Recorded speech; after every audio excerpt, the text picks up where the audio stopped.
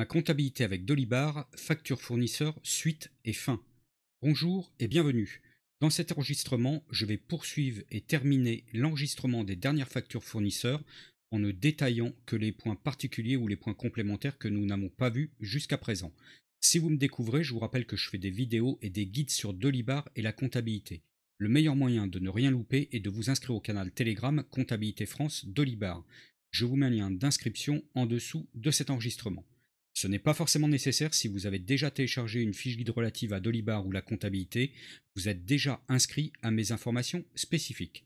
Alors, en introduction, je voulais donc vous rappeler les vidéos précédentes sur l'enregistrement des factures fournisseurs que j'ai déjà réalisées. Donc, une première sur les factures fournisseurs français Amen, donc la vidéo numéro 19. Ensuite, la vidéo numéro 20, facture fournisseur européen Pixart Printing. Et enfin, la vidéo numéro 21, facture fournisseur étranger GPL Vault.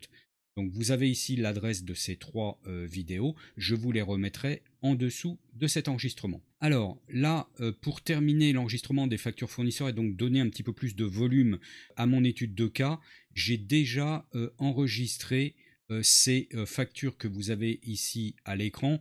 Bon, je n'ai pas refait tous les processus parce que c'est détaillé dans les vidéos donc citées en introduction, donc ça n'apporte rien de particulier. Par contre, je vais vous dire un petit peu plus précisément ce que j'ai fait et les différents points intéressants. Et donc, je vais vous faire voir également les factures que j'ai enregistrées. Donc, la première facture que j'ai enregistrée, c'est une facture du fournisseur RED pour une ligne de téléphone fixe, donc des frais internet. Alors concernant les comptes comptables, le compte 401 RED était déjà créé, donc je vais ici reprendre le plan comptable personnalisé que je vous avais fait voir précédemment. Donc on avait déjà ici créé à l'origine le compte 401 RED. Le compte également frais internet était ici créé, donc je n'ai pas eu de compte comptable à créer. Pour la deuxième facture, donc pareil, le compte fournisseur c'est le même, donc il est déjà créé, et le compte frais de téléphone a déjà été créé ici. Troisième facture fournisseur, donc le fournisseur M2Vision. Alors le fournisseur M2Vision, c'est pas un fournisseur récurrent, c'est un fournisseur ponctuel, donc je vais aller enregistrer dans le compte 401 divers. Par contre, le compte frais de formation n'était pas créé, donc j'ai été obligé ici de le créer. Donc c'est pour ça que vous voyez qu'ici il apparaît en rouge dans mon plan comptable personnalisé. Ensuite, une facture du fournisseur boulanger. Donc le fournisseur boulanger, c'est pareil, c'est un fournisseur ponctuel, c'est pas un fournisseur récurrent. Donc je vais aller l'enregistrer dans le compte comptable 401 divers, et le compte fourniture d'entretien petit équipement avait déjà été créé, vous voyez, il figure ici. Cinquième et dernière facture fournisseur que j'ai enregistrée, donc c'est la facture de Conto pour les frais bancaires. Alors vous allez me dire, mais pourquoi enregistrer une facture d'une banque dans les factures fournisseurs? Alors je l'enregistre dans les factures fournisseurs parce que Conto facture de la TVA sur ces frais bancaires. Donc contrairement aux différentes grandes banques classiques comme BNP, Société Générale, etc., les frais bancaires ne sont en principe, donc pour la partie gestion de compte, pas soumis à TVA. Alors que pour Conto, les frais bancaires sont soumis à TVA. Donc il faut que je gère l'enregistrement des frais bancaires comme une facture fournisseur. Donc le compte fournisseur 401 un Conto, je l'ai créé ici, vous voyez, parce que en fait c'est une facture qui va revenir tous les mois, donc je ne vais pas aller le mettre dans un compte 401 divers, donc j'ai créé un compte fournisseur spécifique.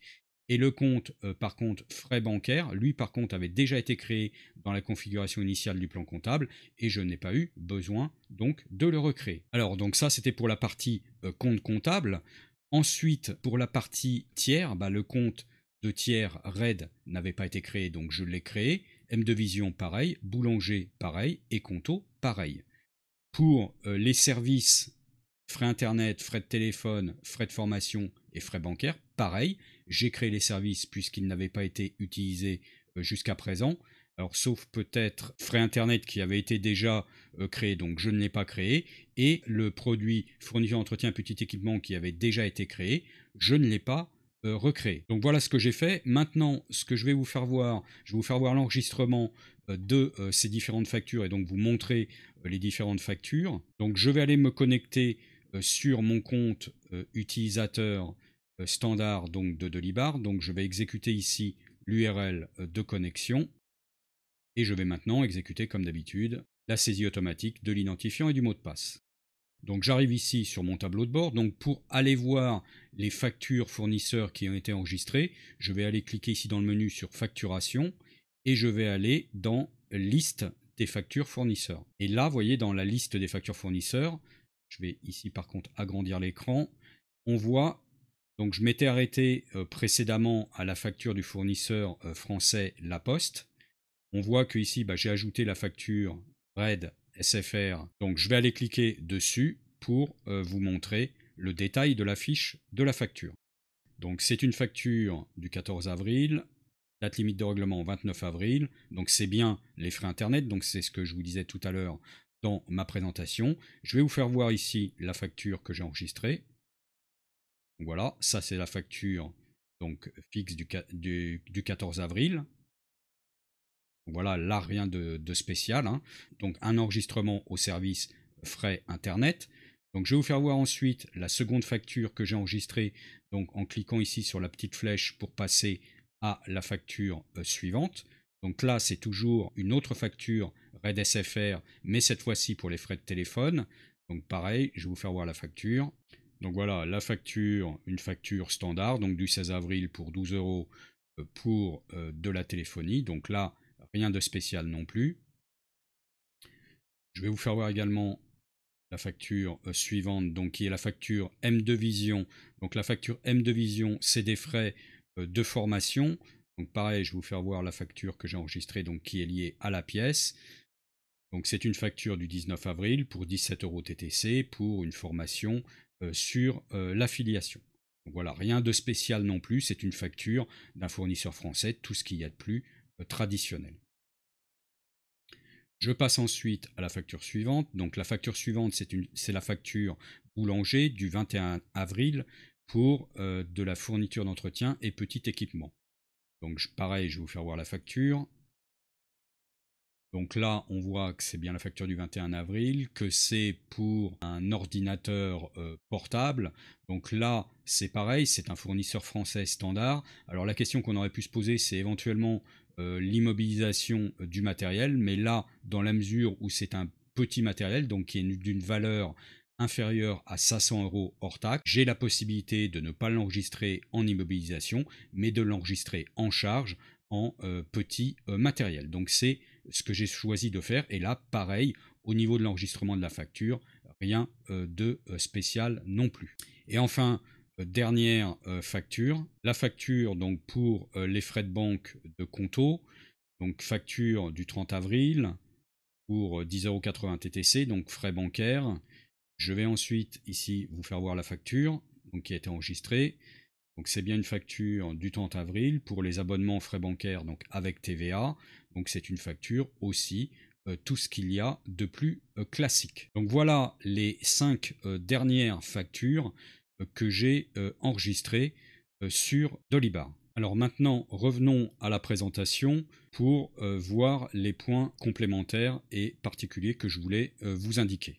Alors la première, c'est une question que l'on m'a posée sur la référence de la facture dans le nom de fichier. Quand je valide une facture, donc une facture validée à une référence ici qui est attribuée, comme par exemple celle-ci, donc FAF 2021-012, ce que je vous indiquais, c'est que je mettais cette référence dans le nom de fichier qui était stocké sur mon disque dur. Alors on m'a posé la question de savoir pourquoi je la mettais sur le fichier que j'avais sur mon disque dur et que je ne la mettais pas ici dans le nom de mon fichier joint. Parce que si j'avais maintenu ici coché sauver le fichier sur le serveur sous le nom, alors quand je saisis, il est sous la référence preuve, donc après, il est transformé automatiquement en FAF 2021 et le numéro de la pièce.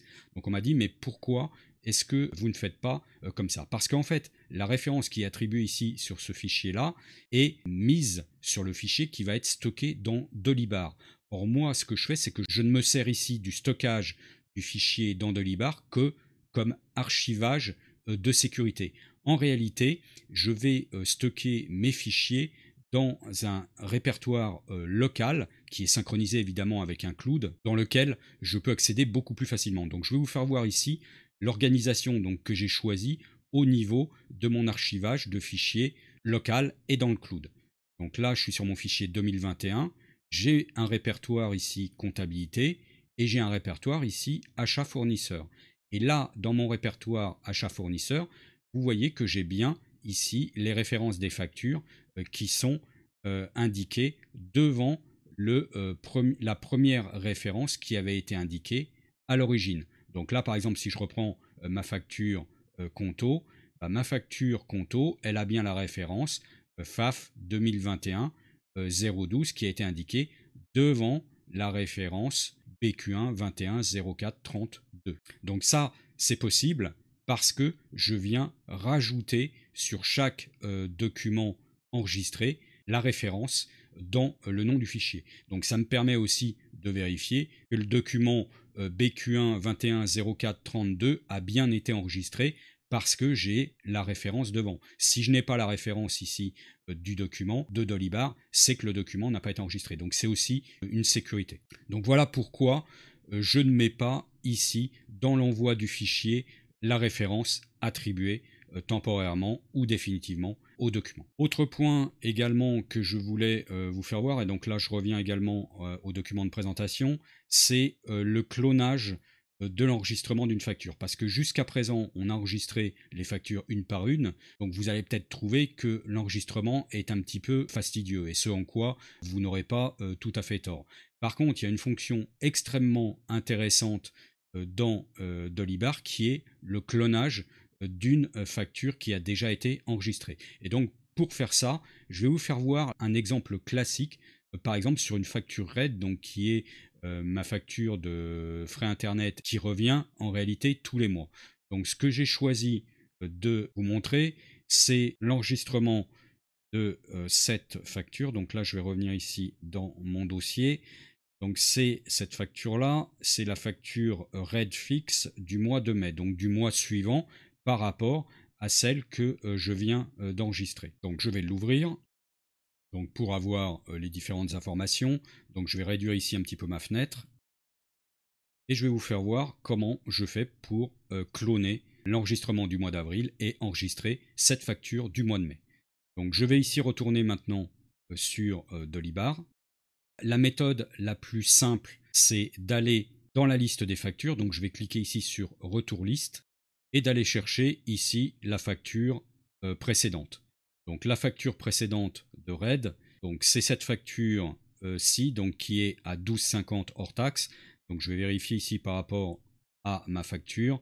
Donc on est bien ici à 12,50, donc c'est bien effectivement celle-là. Donc ça, c'est la méthode la plus rapide pour aller chercher votre facture si vous avez peu de factures. Par contre, si vous avez beaucoup de factures, ça peut être assez chronophage parce que vous allez être obligé de scroller dans la page, donc de descendre. Et là, vous voyez, par exemple, ici, j'ai que 25 enregistrements, donc il va peut-être falloir que j'ajoute ici des enregistrements présentés à l'écran pour pouvoir aller voir la facture du mois précédent. Donc ça peut être assez peu ergonomique en termes de manipulation. Donc il y a une autre méthode qui est d'aller dans la fiche tiers. Vous allez donc dans la liste des fournisseurs. Et dans la liste des fournisseurs, vous choisissez votre fournisseur. Vous cliquez sur le fournisseur et vous allez ici ensuite cliquer sur l'onglet fournisseur.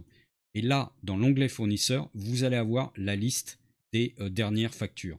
Donc là, moi, celle qui m'intéresse, la dernière, c'est celle ici de la ligne fixe qui est à 15 € TTC. Donc je peux aussi la cloner de cette manière-là. Donc pour la cloner, il suffit que je clique sur la référence de la facture. Donc j'arrive sur la fiche de la facture précédente et là j'ai un bouton cloner qui apparaît. Donc je vais cliquer ici sur cloner. Donc il me demande la nouvelle référence. Donc la nouvelle référence ici c'est achat 21 05 14 1. Donc je vais ici enlever la mention copie et je vais juste ici changer le mois. Alors la date de la facture, je vais vérifier la date, elle est du 14 mai. Donc je vais ici modifier la date. Et il me demande ensuite si je suis sûr de vouloir cloner cette facture. Donc je vais cliquer maintenant sur oui. Donc voilà, la facture a été cloné parce que là, je vois bien ma nouvelle référence, achat 21 05 14 1. La date, c'est bien le 14 mai. Conditions de règlement, 15 jours. Date limite de règlement, donc là, je vais l'ajouter en cliquant sur le petit crayon et je vais mettre donc 29 mai. Donc je clique sur modifier pour enregistrer. Donc je vais bien payer par ma carte bancaire Conto. C'est bien le compte Conto. C'est bien ici des frais internet. Donc on est bien sur les mêmes montants. Donc il faut que je vérifie quand même qu'il y a bien les mêmes montants. Bon, ça j'en suis sûr. Mais si ce n'était pas exactement les mêmes montants, il y aurait ici possibilité de cliquer sur modifier et de modifier les montants par rapport à votre facture que vous avez reçue. Voilà, donc là, je pourrais modifier les montants sans aucun problème. Alors, donc là, ça y est, ça a été cloné. Maintenant, ce qui me reste à faire, c'est adjoindre, comme d'habitude, le fichier correspondant. Donc là, je vais, comme d'habitude, cliquer sur fichier joint. Alors, dans les fichiers joints, pour illustrer ce que je vous disais tout à l'heure, je vais ici, par contre, pour le coup, laisser cocher, sauver le fichier sur le serveur sous le nom prof13, pour voir un petit peu ce que ça donne. Donc je vais maintenant ici prendre mon fichier et je vais le glisser ici dans la zone envoyer. Donc je clique ici sur envoyer le fichier maintenant. Donc là le fichier a été téléversé avec succès. Donc pareil, je vais revenir sur la fiche de la facture fournisseur. Je vais vérifier que ma facture a bien été jointe. Et là on voit comparativement à d'habitude que là d'habitude je n'ai que le HA et le nom du fournisseur de la facture. Et là je vois que devant il m'a rajouté prof13. Ce prof13, quand je vais valider la facture, il va être transformé en FAV 2021 00 et le numéro d'ordre de la facture. Je vais cliquer ici sur la petite loupe pour voir la facture.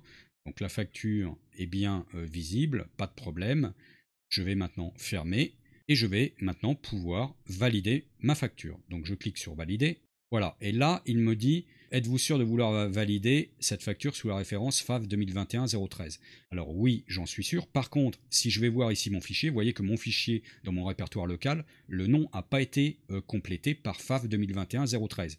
C'est le nom du fichier qui a été stocké sur l'instance de Delibar que moi j'utilise comme sauvegarde de sécurité. Donc là, je vais faire pareil, la même chose comme d'habitude. Je vais aller copier ici ma référence de la facture et je vais aller l'inscrire sur ce fichier. Voilà, donc j'ai modifié le fichier et ce fichier, je vais aller le mettre dans mon dossier comptabilité. Je vais ici le couper, je vais aller ici dans comptabilité, achat fournisseur. Donc là, je m'arrêtais à 12. Je vais mettre donc le fichier que je viens d'enregistrer. Et je clique ici maintenant sur oui pour valider la facture. Donc là, le numéro FAF 2021-13 est à la fois sur le fichier stocké sur mon instance de Delibar et dans mon répertoire local qui est synchronisé dans le cloud. Je vais maintenant revenir à la présentation. Autre point aussi un petit peu intéressant que je souhaitais vous présenter, c'est la vérification du numéro sirène. Parce que jusqu'à présent, lorsque l'on a créé les tiers, on a vérifié leur numéro de TVA à la création en cliquant sur le petit lien vérifier. Mais sur la fiche d'un tiers, il y a un lien que je ne vous ai pas fait voir qui est celui de vérification du numéro sirène. Donc je vais cliquer ici sur la liste des fournisseurs et je vais prendre par exemple, je vais toujours continuer sur RAID SFR. Donc je clique ici sur la fiche fournisseur RAID SFR et vous voyez que j'avais à la saisie le lien vérifié pour le numéro de TVA. Et là maintenant, j'ai un nouveau lien qui est apparu devant le numéro sirène. Donc c'est pour ça qu'il est extrêmement important, et d'ailleurs c'est une obligation légale, à minima, de mettre dans votre fiche fournisseur ou votre fiche client le numéro sirène et le numéro de TVA. Donc là, je peux maintenant aller vérifier le sirène en cliquant sur ce lien. Et donc, il va m'ouvrir ici une page du site société.com et donc qui m'affiche les différentes informations légales sur la société. Donc ça, c'est assez intéressant pour vérifier un petit peu les informations juridiques et éventuellement les comptes des sociétés quand vous faites la création de la fiche fournisseur, mais il faut le faire après la création de la fiche fournisseur. Donc ça, c'est aussi une petite astuce que je voulais vous montrer. Et enfin, dernier point de la présentation, donc je vais aller maintenant vérifier qu'il n'y ait pas des paiements postérieurs au mois d'avril, donc des paiements du mois de mai. parce que je vais ensuite faire une validation des opérations de trésorerie du mois d'avril. Donc pour pas qu'il n'y ait de problème, je vais aller supprimer les opérations éventuelles de trésorerie du mois de mai que j'aurai enregistrées. Donc pour faire ça, je vais retourner ici sur mon instance de Delibar. Ça maintenant, je peux fermer. Et je vais aller dans la liste des factures et paiements. Donc ensuite, je vais aller dans les factures clients et je vais aller ici sur un onglet donc spécifique qui est l'onglet règlement. Je vais regarder ici s'il y a des règlements du mois de mai. Donc là, tous ceux-là sont du mois d'avril, sauf celui-ci qui est du mois de mai. Donc je vais aller sur ce règlement, donc je clique sur le règlement. Je vais ensuite cliquer ici sur la facture pour revenir ici. Je vais cliquer ici sur réouvrir et je vais ici appuyer sur la petite poubelle pour supprimer le règlement. Et je clique ici sur oui pour valider. Donc voilà, au passage, ça vous a fait voir comment supprimer un règlement sur une facture. Il ne faut pas oublier de cliquer sur réouvrir pour pouvoir supprimer le règlement correspondant. Donc c'est tout ce que j'avais ici dans les factures clients, donc dans les règlements des factures clients. Je vais maintenant aller voir la même chose pour les règlements des factures fournisseurs. Et je vais regarder si j'ai un règlement qui a été enregistré sur le mois de mai. Donc ici, tout ça, c'est le mois d'avril. Et j'ai ici, pareil, un règlement du 9 mai. Donc pareil, je vais cliquer ici. Je vais cliquer ensuite sur la facture. Je réouvre la facture. Et je clique sur la petite poubelle pour supprimer le règlement. Voilà, donc j'ai supprimé les deux règlements sur le mois de mai. Et je vais pouvoir faire un arrêté de trésorerie correct sur le mois d'avril. Donc voilà ce que je souhaitais vous dire sur ces dernières factures fournisseurs. J'espère que cela vous a été utile et que vous avez aimé. Dites-le moi en cliquant sur le pouce en haut ou de couleur bleue ou le pouce en bas ou de couleur rouge dans le cas contraire. N'hésitez pas non plus à faire vos remarques et observations en commentaire pour échanger sur le sujet. Merci de votre écoute et à bientôt.